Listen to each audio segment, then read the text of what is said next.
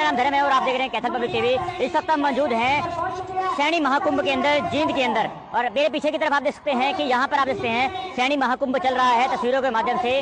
और दूसरी तरफ यहाँ पर जो गणमान्य व्यक्ति हैं, जो राजनीतिक नेता हैं, वो यहाँ पर लगातार पहुँच रहे हैं सैनी समाज से जुड़े हुए। और आज हम आपको बताएंगे सैनी समाज के इतिहास के बारे में, जिसके बारे में यहाँ पर समाज शौर्य स्थल बनाया गया है। यानी कि सैनी समाज, यानी सैनी शब्द कहाँ से आया, सैनी शब्द की उत्पत्ति कहाँ से हुई, और कौन कौन से सैनी समाज के अंदर ऐसे नेता रहे थे या वीर योद्धा रहे थे या कोई भी व्यक्ति रहे थे जिन्होंने अपने समाज के लिए कुछ किया था। तो सबसे पहले हम यहाँ पर दिखाना चाहेंगे आपको सूर सैनी, यानी कि सैनी जाति का मूल स्थान कहाँ का है।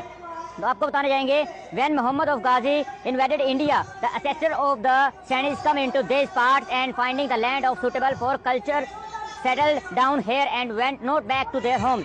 यानी कि साफ तौर पर ये जो प्रमाण है सैनी बरादरी के, उक्त प्रमाण से यह सिद्ध होता है कि शूर सैनी जाति, जो अब सैनी जाति के रूप में जानी जाती है, वह मथुरा की मूल निवासी थी। महमूद गजनी जैसे आक्रांताओं से इन्होंने लोहा लिया है। बाद में धर्म व बहन बेटियों की रक्षार्थ ये जाति हिमालय की ओर पलायन कर गई और हिमालय की शिवालिक श्रेणी व हिमालय के तराई के मैदानों में सुरक्षित स्थान व उपजाऊ भूमि देखकर यहीं बस गई थी। तो यहाँ से आप देखते हैं कि ये पार्ट ऑफ थोड़ा सा कटिंग जहाँ देखते हैं हिस्ट्री के अंदर से कहीं से लिया गया है। ये सोर्स की अगर बात करें, Hindu tribes and caste book से लिया गया है। ये सोर्स है हिंदू ट्राइब्स एंड कास्ट, यानी कि उन सबसे सैनी शब्द सूर सैनी का संक्षिप्तकरण है। सूर सैनी का व्याकरणिक अर्थ होता है महाराज सूर सैन की संतान, महाराज सूर सैन की संतान। तो इस प्रकार से एक सेल्फी पॉइंट बनाया गया है, भाई साहब मैं सूर सैनी वंशज हूँ, तो एक आपको सेल्फी पॉइंट बनाया गया है। और आपको बता दें कि शंका समाधान के बारे में भी यहाँ पर बताया गया है। शंका समाधान के बारे में जाने जाते हैं तो महाराजा सूरसेन शब्द और सूर सैनी शब्द में अंतर है, तो किस आधार पर सूर सैनी खुद को सूरसेन से संबंधित करते हैं। समाधान इसमें यह बताया गया कि व्याकरण में अपत्यवाचक तदित प्रत्यय के नियमों के अनुसार मूल शब्द में परिवर्तन करके संतान का बोध होता है। जैसे दशरथ के वंशज दशरथी, मरुत के वंशज मारुति, द्रुपद की वंशज द्रौपदी, इसी प्रकार सूरसेन के वंशज सूरसैनी।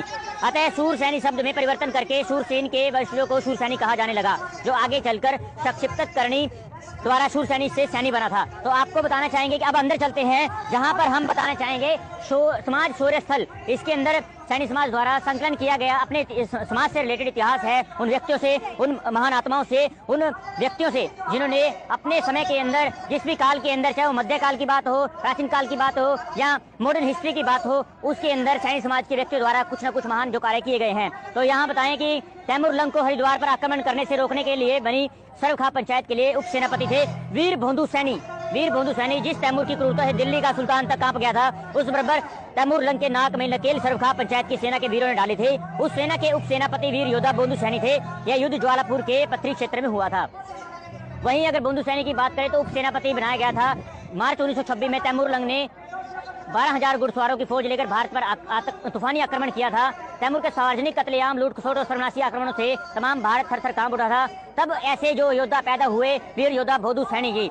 तो उसके बाद अगर बात करें तो विश्व युद्धों में सैनी समाज का जो योगदान है।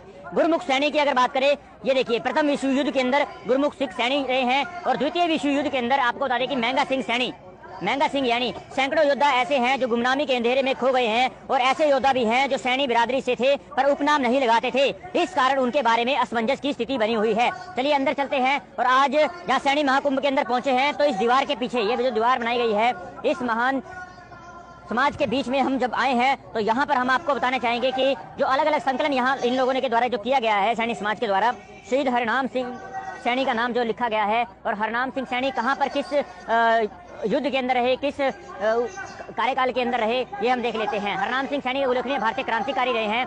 गदर षड्यंत्र में भाग लिया था। तीसरे लाहौर षड्यंत्र के तहत उन पर मुकदमा चलाया गया। ब्रिटिश औपनिवेशिक सरकार से 16 मार्च 1917 को लाहौर में साम्राज्य के खिलाफ विद्रोह भड़काने के आरोप में उन्हें फांसी की सजा दी गई थी। तो आपको बता दें कि इसके अलावा ये क्रांतिकारी रहे हैं। और 8 नवंबर 1916 को जो मुकदमा इनके ऊपर शुरू हुआ था और 5 जनवरी 1917 को समाप्त हुआ। तो हरनाम सिंह सैनी 4 अन्य गदर क्रांतिकारियों के साथ खुदपुर के भाई बलवंत सिंह, फतेहगढ़ के बाबूराम, जगराव के हाफिज अब्दुल्ला और संगोवाल के अराउड सिंह थे। इस मामले में राजा सम्राट के खिलाफ युद्ध छेड़ने का आरोप लगाया और मौत की सजा सुनाई गई थी। तो इसके साथ साथ आप देखते हैं गुलाब सिंह सैनी, 1857 में शहीद हुए थे गुलाब सिंह सैनी, उसकी भी यहाँ पर जो है तस्वीर लगाई गई है। आपको बता दें कि स्वतंत्रता सेनानी बल्लभगढ़ रियासत के सेना के कमांडर इन चीफ रहे थे। वो स्वतंत्रता सेना बल्लभगढ़ रियासत के कमांडर इन चीफ रहे, जिन्होंने 1857 के भारतीय विद्रोह में बल्लभगढ़ राज्य की सेना का नेतृत्व किया। 9 जनवरी 1858 को विद्रोह के 2 अन्य नेताओं के साथ दिल्ली के चांदनी चौक में उन्हें फांसी की सजा दी गई थी। 10 मई 1857 में जब अंग्रेज सैनिक मेरठ और अम्बाला से दिल्ली आप पर आक्रमण करने के लिए आगे बढ़े तो उन्होंने गुलाब सिंह सैनी और सासी देसी सेना से भीषण युद्ध करके इस दौरान उन्होंने युद्ध किया।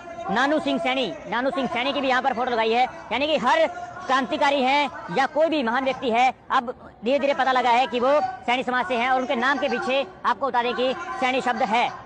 गुरदान सिंह सैनी एक राजपूत योद्धा, एक सैन्य जनरल थे जो 14वीं शताब्दी ईस्वी में जलाउद्दीन खिलजी की तुर्क सेना और राणा हमीर देव की राजपूत सेनाओं के बीच रणथंभोर की लड़ाई में वीरतापूर्वक लड़े और मारे गए थे। ये गुरदान सिंह सैनी है। वहीं आगे की बात करें तो महाराज पोरुष सैनी की अगर बात करें तो गुरदान सैनी एक सैनिक योद्धा और सैन्य जनरल थे जो 14वीं शताब्दी ईस्वी में जलाउद्दीन खिलजी के तुर्क सेना और राणा हमीर देव की राजपूत सेनाओं के बीच रणथंभोर की लड़ाई में वीरतापूर्वक लड़े और मारे गए थे। कभी कभी उसी व्यक्ति को इतिहास गुरदास सैनी भी कहते हैं। तो ये आप देख सकते हैं, इस प्रकार से जो सैनियों का जो इतिहास है वो लिखा गया है। महाराजा सूर सैनी के बारे में आप जानते ही हैं कि महाराजा सूर सैनी जो है मथुरा के प्राचीन यादव शासक थे। सूरसैन साम्राज्य व महाजनपद और सूरसैनी के यादव या जादौन सैनी श्रेष्ठ का नाम यदुवंशी राजा के नाम पर रखा गया था। तो महाभारत के 144:9-60-30 के अनुसार वह देवमीद के पुत्र थे, जबकि पुराणों के अनुसार उनके पिता का नाम देवमुजूसा है। उनका उल्लेख महाभारत और पुराणों में दोनों में वासुदेव कृष्ण के पिता के रूप में किया गया है और पूजा पुथा व या कुंती पांडव की माँ। तो इस प्रकार से जो शूर सैनी हैं उनका जो उल्लेख है यहाँ पर महाभारत काल के अलग अलग अध्याय के, महाभारत की पुस्तक 1 के अध्याय 110 के अंदर अलग अलग विवरण किया गया है। सैनी महाराज के शेर सिंह सालरिया का भी यहाँ पर दिया गया उल्लेख। बीबी शरण कौर पबला यानी ये भी सैनी समाज से है, इसका भी उल्लेख यहाँ पर किया गया है। बलिदानी वीरांगना बीबी शरण कौर पावला, जो ये आप बताना चाहेंगे कि शरण कौर पावला एक सिख शहीदी थी जिन्हें 1705 में चमकौर की लड़ाई में बाद 10वें सिख गुरु गोविंद सिंह के 2 बेटों के शवों का अंतिम संस्कार करते समय मुगल सैनिकों ने मार डाला था। वह रायपुर रानी गांव की रहने वाली थी जो प्रसिद्ध शहर चमकौर से 2 किलोमीटर दूर थे। गुरु गोविंद सिंह